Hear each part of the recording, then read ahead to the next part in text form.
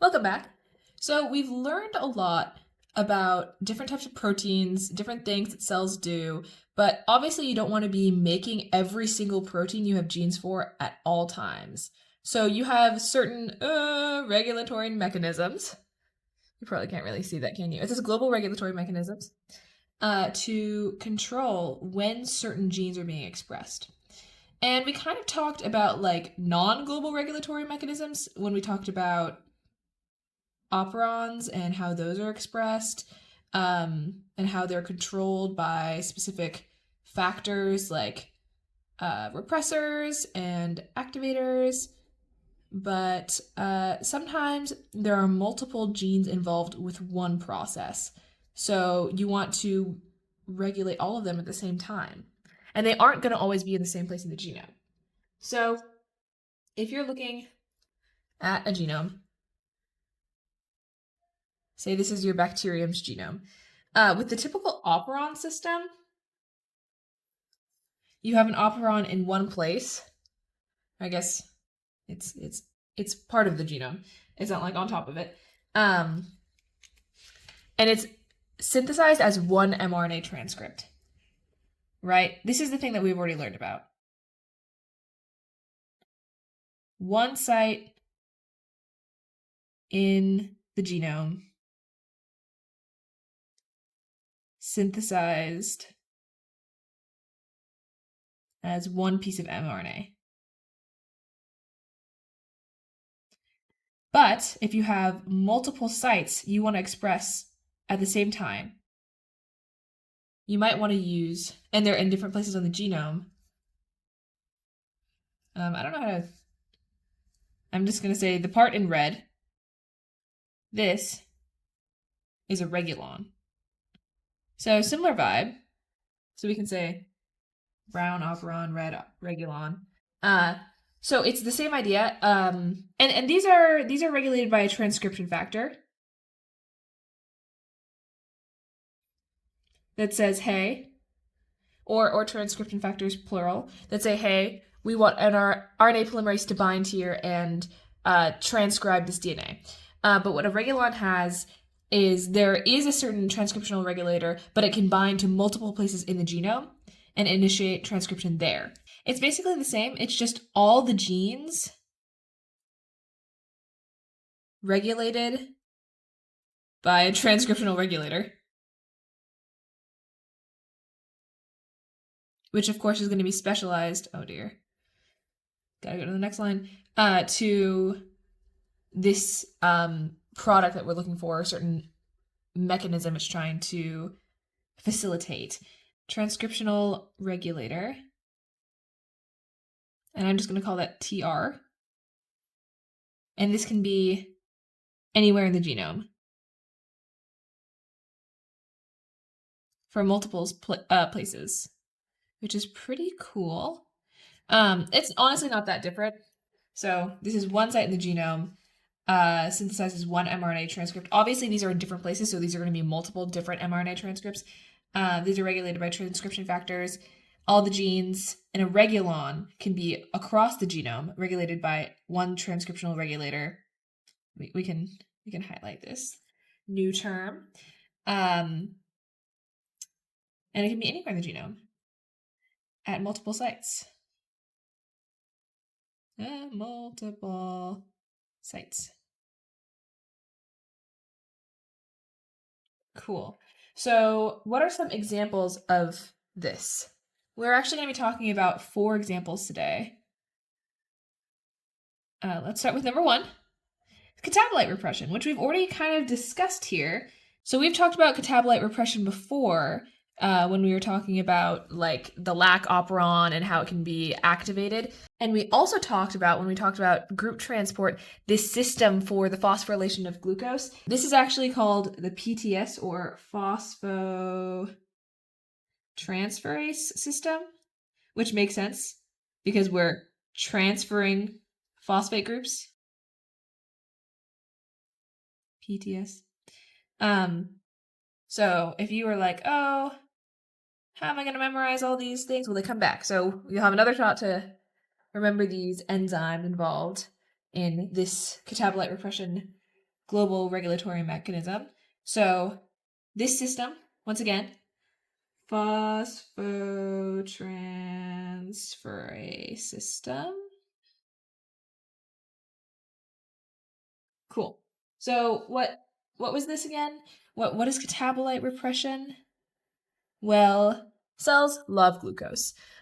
They really won't take anything else if they can use glucose, because usually you have to break down other things into glucose. So if you could just have glucose, then you're going to use the glucose. So you'll prefer glucose, but if you don't have glucose in the cell, you're going to want to use other genes that metabolize other sugars like lactose, galactose, maltose. All those other genes are going to be located in different places in the genome. So you're going to want to activate all of those depending on what's present in the cell.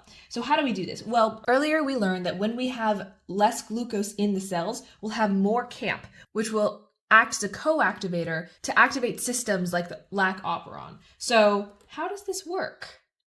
Okay, we're going to take a look at two cases here. In one case, so we're going to have the membrane, and we're going to have glucose and lactose. So if we have both glucose and lactose, which one are we going to use? We're going to want to use glucose, right? Glucose is just better. So how does the cell know to prefer or to let in glucose? So earlier I showed you those, the system with the phosphotransferase system. We have our enzyme 2C, which is connected to the 2B and 2A, right? And they pass along the phosphate groups to glucose. Remember, that's how we did our group transport of and continuing to let glucose into the cell. So as the glucose enters this protein, this enzyme 2C transmembrane protein, it's gonna go through here. It's gonna go through 2B, and 2B is the one that phosphorylates it, right? So it'll come out phosphorylated. And it gets that phosphate group from 2C, which gets it from like HPR, if you remember. It got that from enzyme 1, but I'm just going to say that originally came from PEP, right? You had PEP, you turned it into pyruvate, we took the phosphate group, and now we're here. So now we have a phosphorylated glucose. Okay, so we can have more glucose entering the cell. Cool. But what about lactose? Are we letting lactose in? Well, since we have glucose, we probably don't actually want lactose in the cell, because then it could induce a repressor, and then you could have transcription of the lac operon, which sounds not ideal. So you have this protein that can let lactose in the cell. But what's going to happen is enzyme... Oh, sorry. I mislabeled this. This is 2C. This is 2A. What 2A is going to do is it's going to prevent lac-Y from letting in lactose. So normally lactose would be flowing in the cell, but 2A is going to say, don't do that. And there's a specific case in which it does this. So when 2A is unphosphorylated, which is how it's drawn now, and I'll show you what happens when it is phosphorylated, it inhibits lac-Y. So it says, we have glucose in the cell. Don't let lactose into the cell. And that's what this line with this like stopper here means, is it's inhibiting lac-Y activity from letting lactose enter. Okay. So this is pretty consistent with what we learned before with our group transport. Now we know the role of 2A in letting in lactose. So what happens if there's not a lot of glucose in the cell? If there's not a lot of glucose, we're probably going to want to use lactose. So we have lactose here. We have lac-Y still. The only thing that's changing is we don't have glucose. We still have these pieces. I don't know why she shrunk. Okay. So we still have enzyme 2C. That's what normally lets in glucose.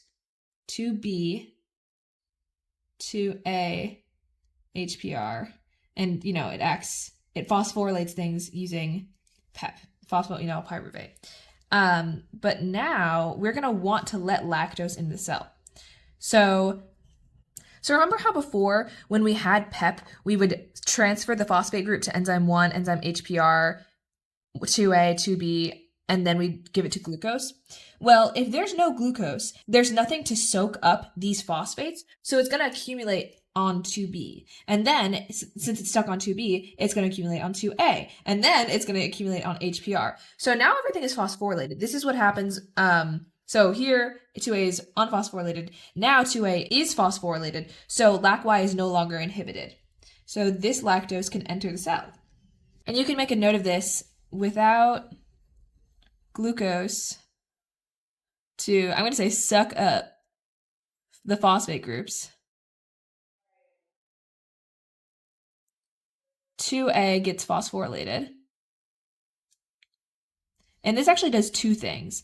One, it enables LAC-Y to do its job of letting in lactose into the cell, but also, now that 2A is phosphorylated, it's going to do something else. It's going to bind to adenylate cyclase. And you might be able to guess what adenylate cyclase does, because you think cyclic, like cyclic AMP, A, like adenine, adenylate cyclase. So this, when we are phosphorylated in 2A, we are going to, we can make a note of this here. Phosphorylated 2A does two things. One is it stops inhibiting LAC-Y, letting lactose enter the cell. And two is it binds to adenylate cyclase. And this causes adenylate cyclase to make cyclic AMP. So this increases CAMP production. And we know that CAMP initiates those processes, for example, binding to the LAC operon. It increases the production of alternative sugar proteins. So proteins like LAC-Y that let in alternative sugars, or other genes that metabolize those sugars. So an increase in CAMP activates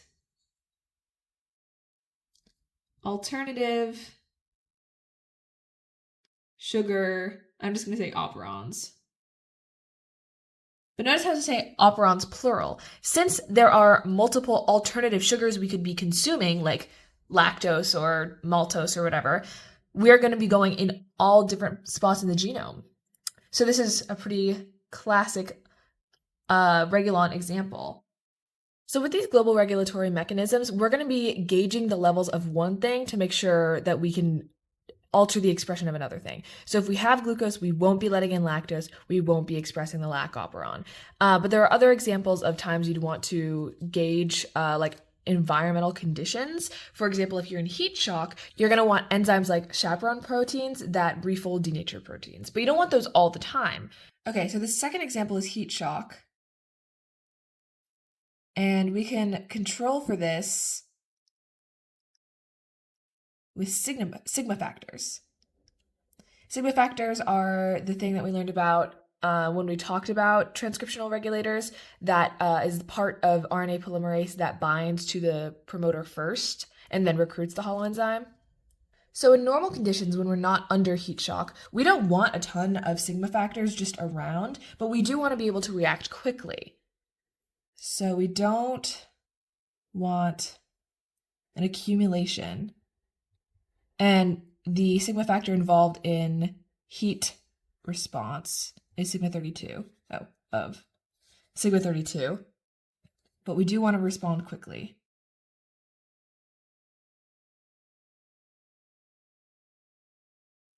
So if there's no sigma 32 around at all, it might take a little while to respond.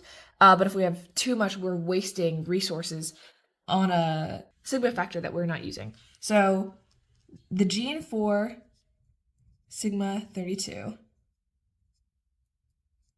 is RPOH, and so it will get transcribed so that we have it in the cell. But under normal conditions, when it's not hot, we're not under heat stress, when it gets transcribed, the mRNA has this loop in it. So normal conditions, because of this loop, it's not going to be translated normally. This is called a stem loop in the mRNA. So this stem loop is very inefficient for translation. So we're not going to make very many copies of the sigma factor, even if we have the mRNA around. It's just going to be hard to translate. So we'll make sigma 32, but just only a few copies compared to what it would be like if there weren't the stem loop here. Only a few copies. But the thing is, we're under normal conditions. We don't actually want any of the sigma factors around because we don't need to be, refolding denatured proteins because we don't have denatured proteins. So what we're going to have is a regulator for the sigma factor called DNA K.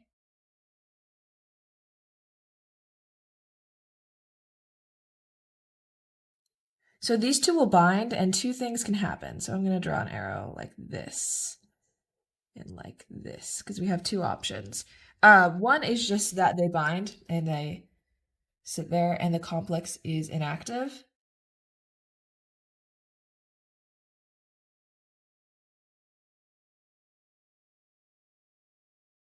Pretend that DNA K looks the same as it did before. But when DNA K binds to sigma 32, sigma 32 won't be activating the transcription of our heat shock reactions. Or what can happen is there's a protein, an enzyme in the membrane called FTSH protease. So DNA K will say, okay, come over here. We're going to take you apart because we don't actually need you right now. And that's done by FTSH protease. FTSH. This is our sigma 32. This is our DNA K. I'm not going to write it again. It's been the same thing the whole time. And this results in sigma 32 being degraded. So we have all of our pieces of our sigma 32. I'll say degraded. We could say FTSH protease. So these are our two options. Either way, sigma 32 is going to be active.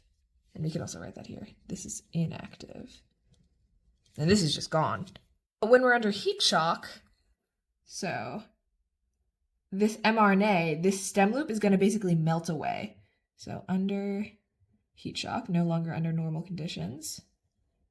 We're just going to have some normal mRNA that'll get transcribed much more.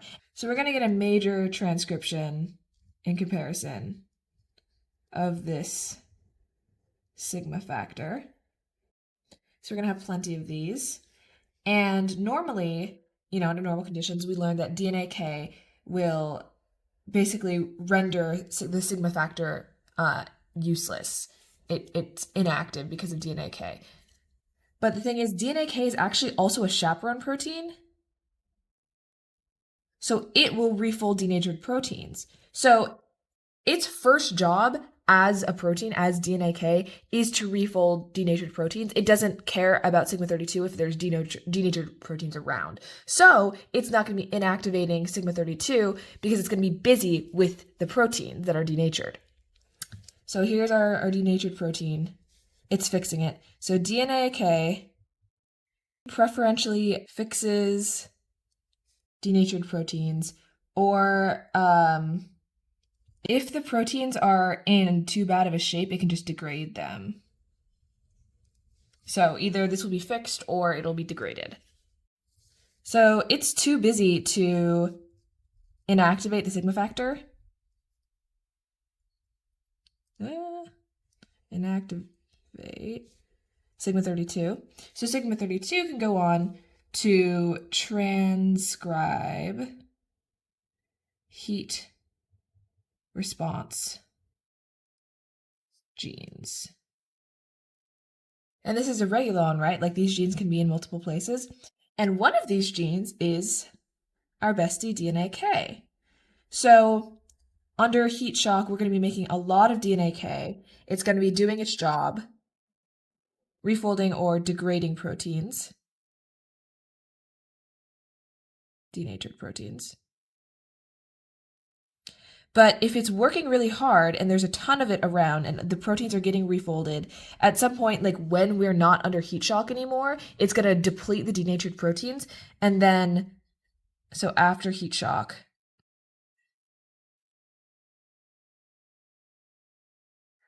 it will send sigma 32 inactivated or degraded.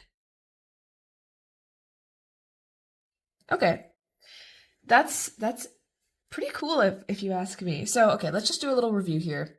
So we have heat shock. This is the controlling with sigma factors. This is just one example of how you can control with sigma factors, but so okay, let's make a note. Sigma 32 is a sigma factor, so it initiates transcription and it initiates genes involved in heat response. Can't really see. Genes. Okay, so that's why we're talking about sigma 32, and that's so transcription for heat response genes. We don't want too much of it in normal conditions, but we do want to respond quickly. We do want to respond, but the reason that we have just like this basal layer of some sigma 32 factors is because we want to be able to act really quickly. So this stem loop here makes it hard to translate. You only get a few copies, and that'll be inactivated or degraded by DNA K and, like, in the degradation case, FTSH protease. But if you're in heat shock, the stem loop melts, and you're able to translate more of this protein, and it can go and initiate transcription for heat response genes, including DNA K. Here, we can label that just in case you're like, is this the same one as before? Yes.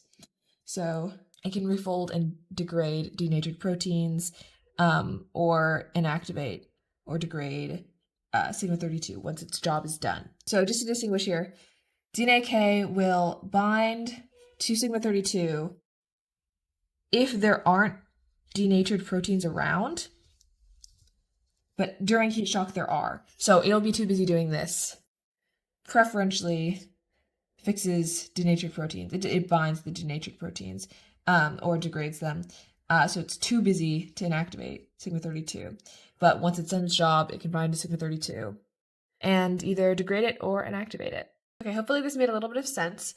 So we have our catabolite repression, we have our heat shock, and then another thing we can do is we can have regulated response to DNA repair. So our third one is SOS, response to DNA repair. And this is something that we covered before when we were talking about like UV mutagenesis. Sorry, DNA damage. We are repairing it in response to the DNA damage. But if you are a cell, you don't want to constantly be having the enzymes and proteins and whatnot responsible for DNA repair, because if your DNA isn't broken, you don't need to do that. But if you do have DNA that is damaged, the first thing you're going to want to do is stop dividing, because you don't want that broken DNA to be spread. So when bacteria, how can I hold my pen for you to see it? Does this work? Sense DNA damage, they stop dividing, which makes sense. They don't want to give the bad DNA to subsequent generations because then they'd have to fix them all individually. Whereas if you stop dividing first, then you can address the problem and then divide. So under normal conditions, when we're not experiencing damage, what does that look like? How are we regulating the expression of DNA response mechanisms? Because we don't really want to be expressing them, but we do want to be able to address the problem as soon as it happens. So we're going to have like a basal level of something called Lex A. I'm just going to draw it like this. This is Lex A. This is an enzyme. So under normal conditions, Lex A represses the genes involved in DNA repair. There's around 40 of them. 40 genes involved in DNA repair.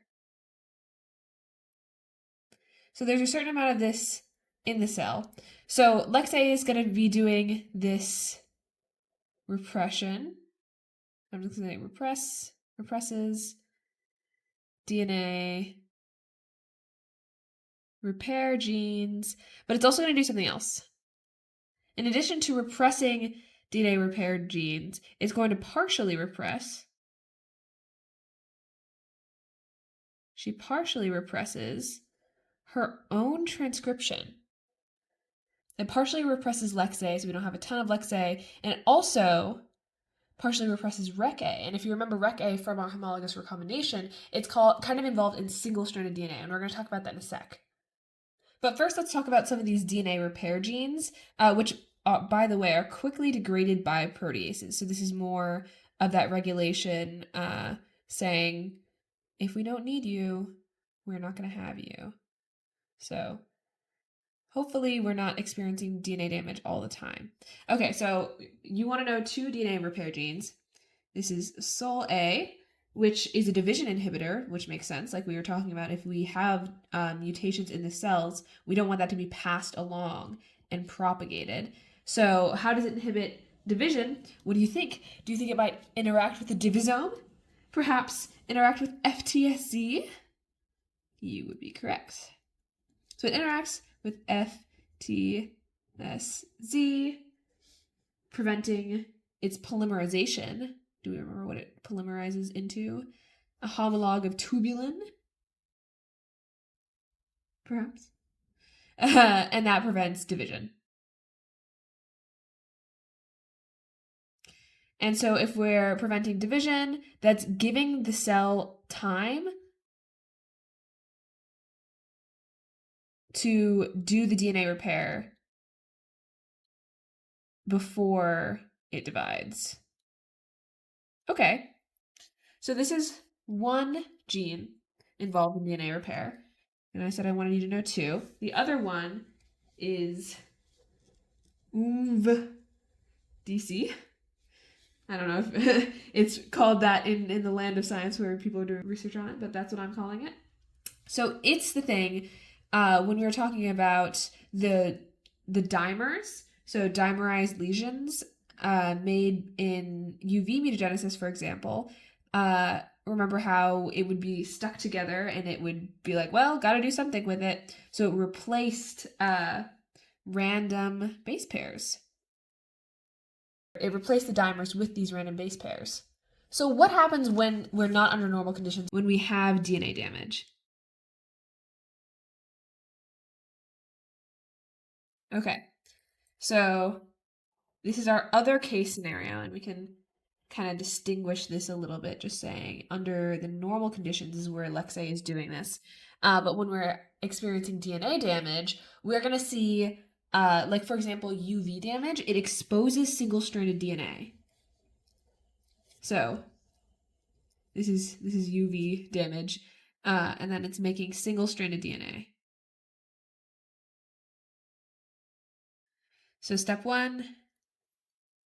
So UV damage causes DNA damage, and that blocks replication forks.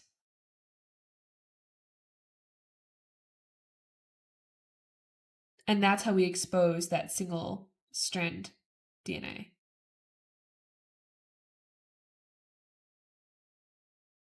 Okay, so that's step one. And then step 2 is, remember how I was saying Rec A is involved with the single-stranded DNA? And we can draw Rec A. This is what Rec A looks like. So when we have this single-stranded DNA, Rec A binds to it. Rec A binds to ssDNA. So we'll see Rec A, it'll bind multiple Rec A proteins on this exposed single-stranded DNA.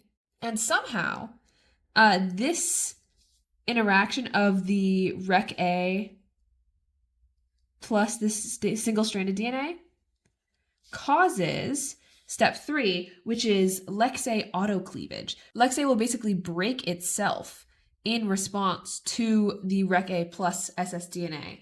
So when we had Lex-A before, and it was doing its thing, and it was awesome, now it will be autocleaved. So I'm going to draw an X through it. And this is, it's done to itself. And this will turn on these DNA repair genes that are no longer being repressed, because now that the repressor is gone, these genes can be activated. So DNA repair genes. Okay, so that makes sense. When the DNA needs to be repaired, which we know when Rec A binds to it, because it's single-stranded, which is what happens when it's damaged, we want to activate the genes that repair it. So once we fix DNA, levels of this Rec A plus ssDNA will decrease, right? Because it's getting fixed.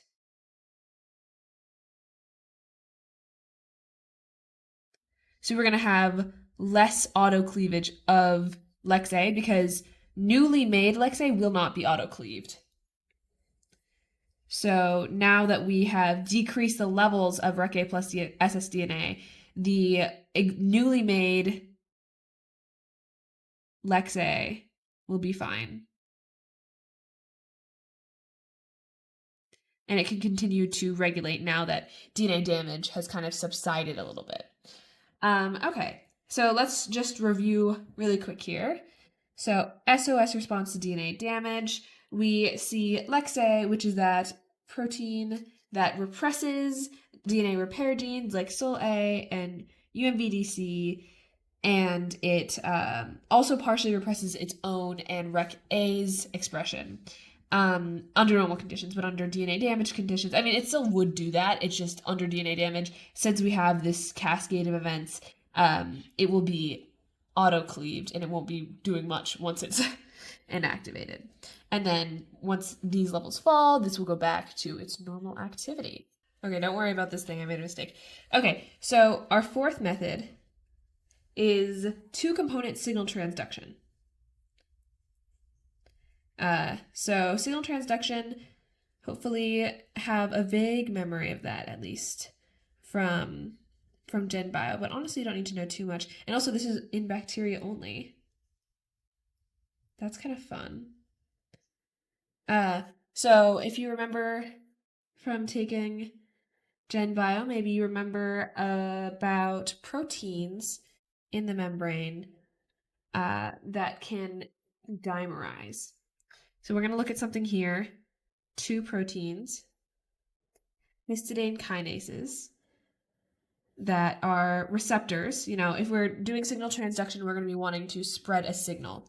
So here we have two beautiful histidine kinases, and they receive a signal. So I didn't draw a lot of room here. Here's our signal, okay? We have one binding on this side, and we have a signal binding on that side. Great. And then when they bind, the proteins dimerize. So they say, oh my gosh, let's be best friends. I just got a text that says that we should be friends from the signal. So it's bound here. So as you can see, I've drawn these like closer together. It is now a dimer. We did it. So I'm going to say dimerization. It's gonna get a little closer. That's okay. And now that they're dimerized, they are the bestest of friends, and they say, "Oh my God, would you like a phosphate? Oh, would you like a phosphate?" So she says, "I'm gonna give you a phosphate." And this one is like, "Oh my God, you know what's crazy is I was just gonna give you a phosphate. Thank you. Would you like a phosphate?" So they both get phosphorylated. It's autophosphorylation.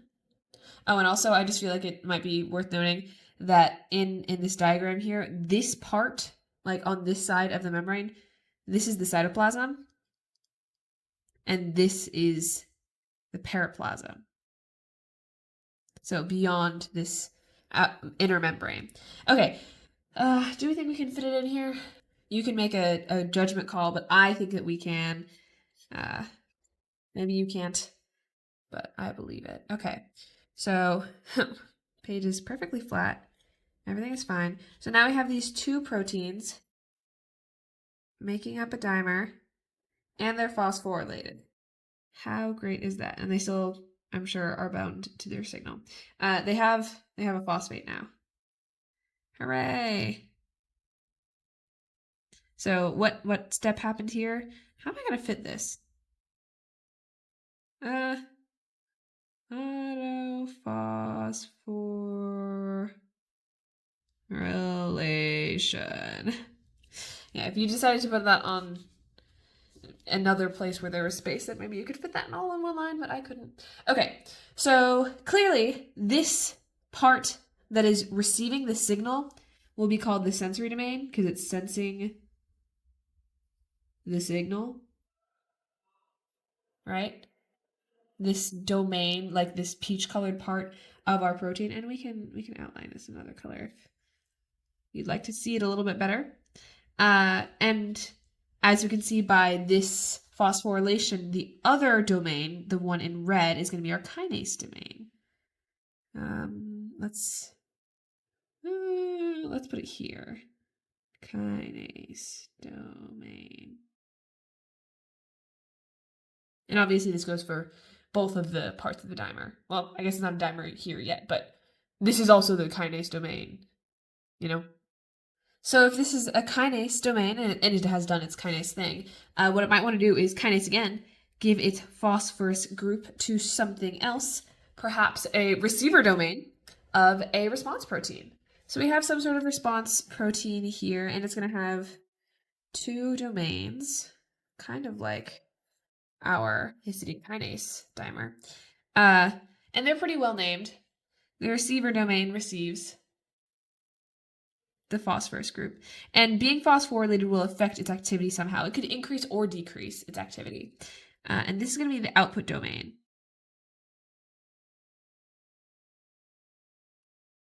And remember, this whole thing is a response regulator.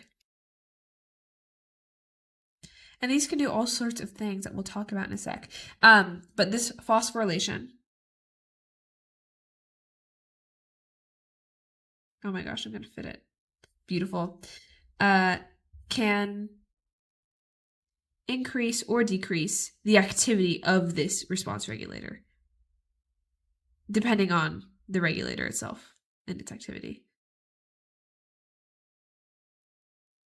Okay, so you can see why it would be called two-component signal transduction, because first you have the signal being accepted by the histidine kinases, which like then dimerize and autophosphorylate, and then the next step is the next component is our response regulator, where that will get phosphorylated and changes activity in some ways. So what do the response regulators do? Well, there's a couple examples. We're going to talk about three. Do. Perfect. So one thing it can do is affect transcription. And this can be by activating or inactivating. And in fact, one response regulator can be an activator for one gene and a repressor for another.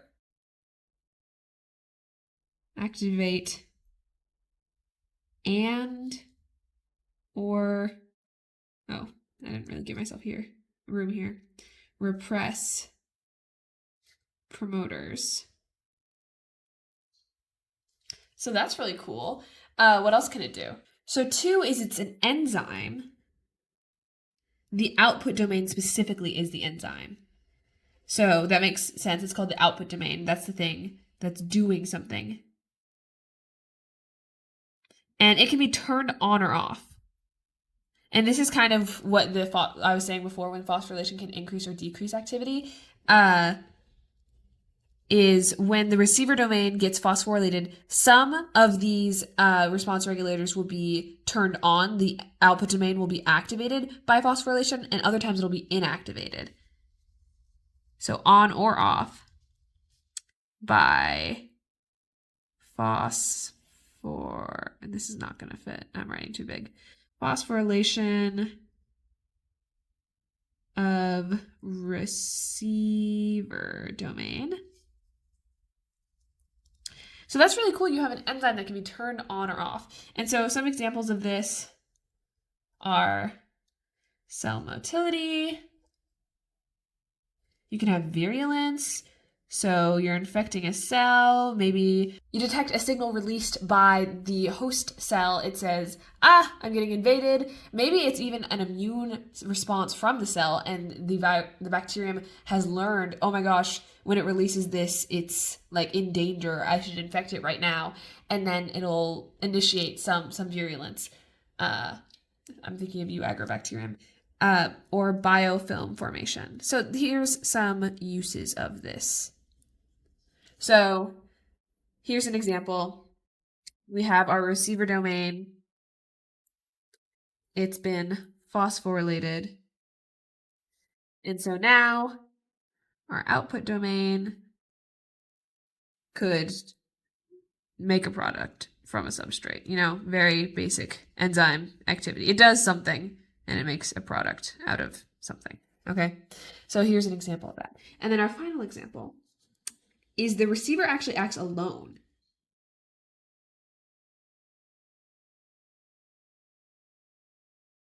So when the receiver is activated, which can be phosphorylated or dephosphorylated again, it will bind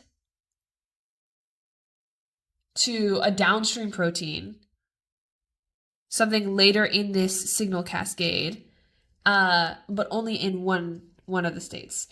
So by being activated through this phosphorylation, or possibly being inactivated through this phosphorylation, either way, whenever it's active, it'll bind to a protein later in the cascade of signal transduction.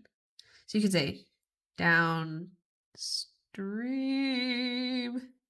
Okay.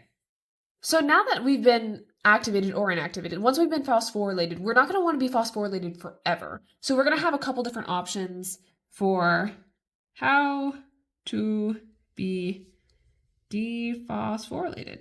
And one of them is like something we've seen, which is self-dephosphorylation, which I guess is the opposite of what we've seen. But here we autophosphorylated.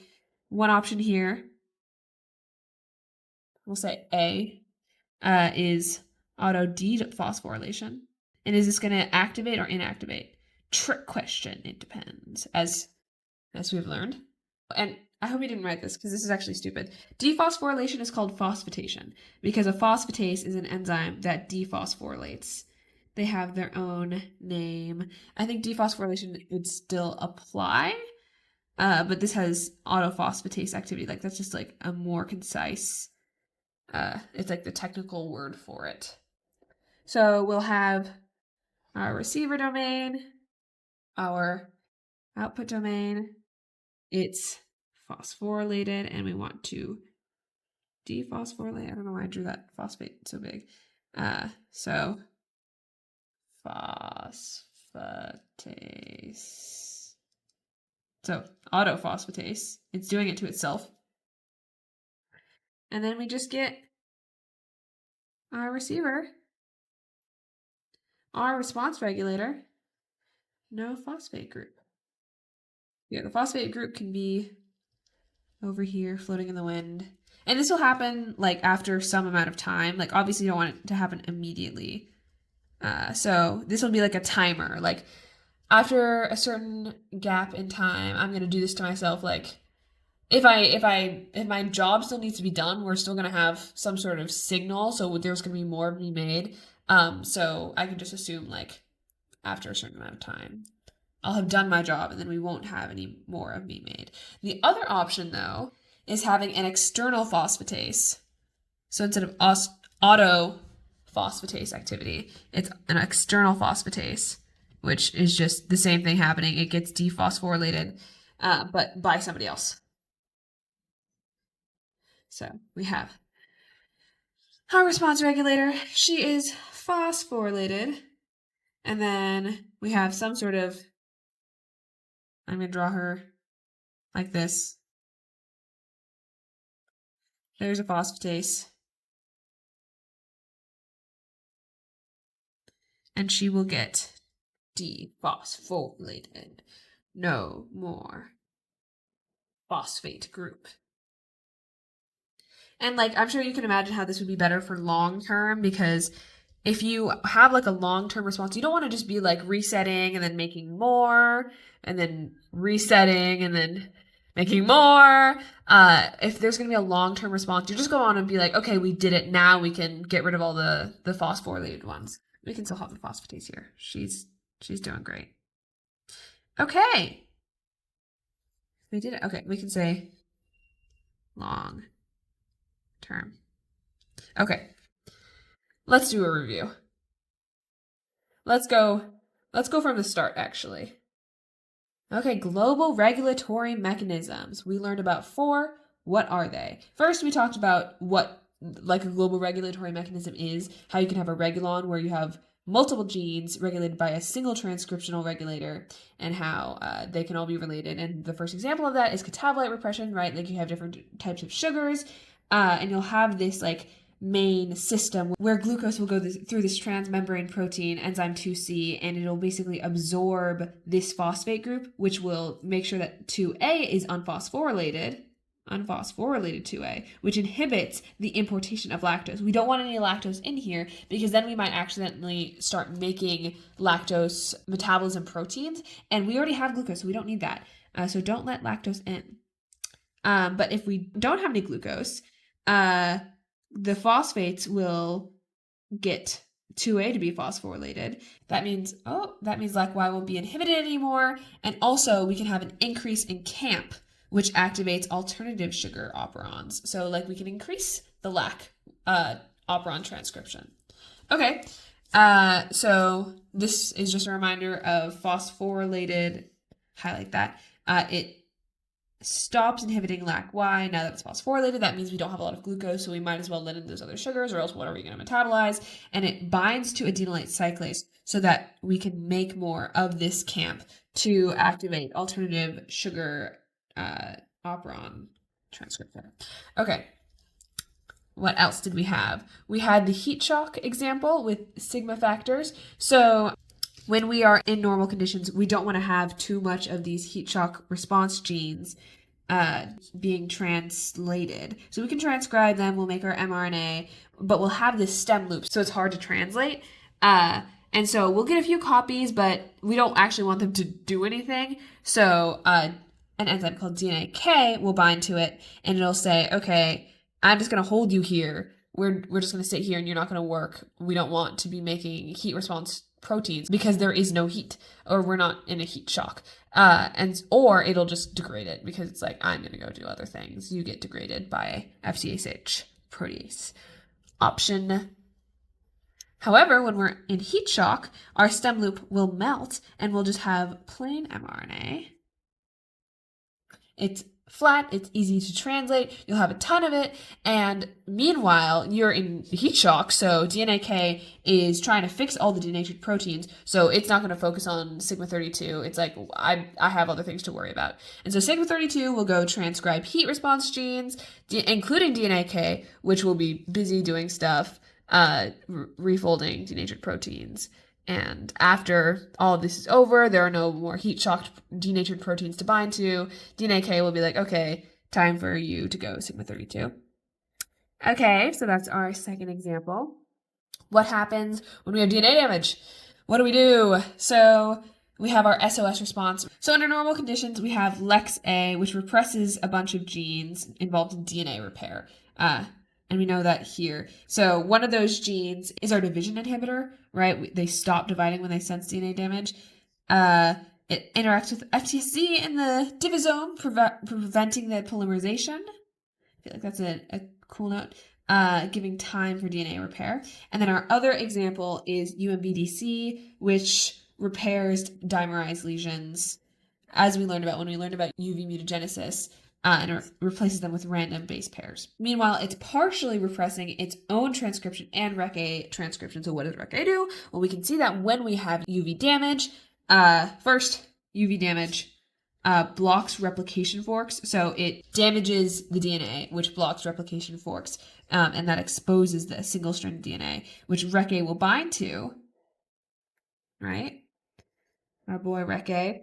And when it does that, it initiates the auto cleavage of LEX-A. LEX-A somehow interacts with this combination, and it's like, whoa, whoa, whoa, I don't want to be here. And that causes DNA repair genes to turn on. And so once that's fixed, the levels of this will decrease. And so LEX-A will stop being auto-cleaved, and it can chill and stop expressing all those DNA repair genes. Okay, cool. What else? What is our last example? We have 2-component signal transduction. And what are those components?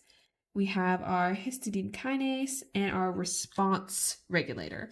So histidine kinases, they're chilling here. They get a signal. They're like, let's be friends. So let's highlight our first step, which is dimerization. And then they're like, okay, now that we're friends, I'm going to give you a phosphate group, autophosphorylation. And now together we will phosphorylate something else.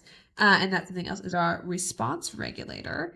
And this can increase or decrease its activity.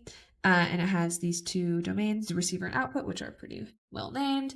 And I'm actually going to highlight histidine kinase and or underline response regulator, because those are the 2 main players here. They're the 2 components involved in this example.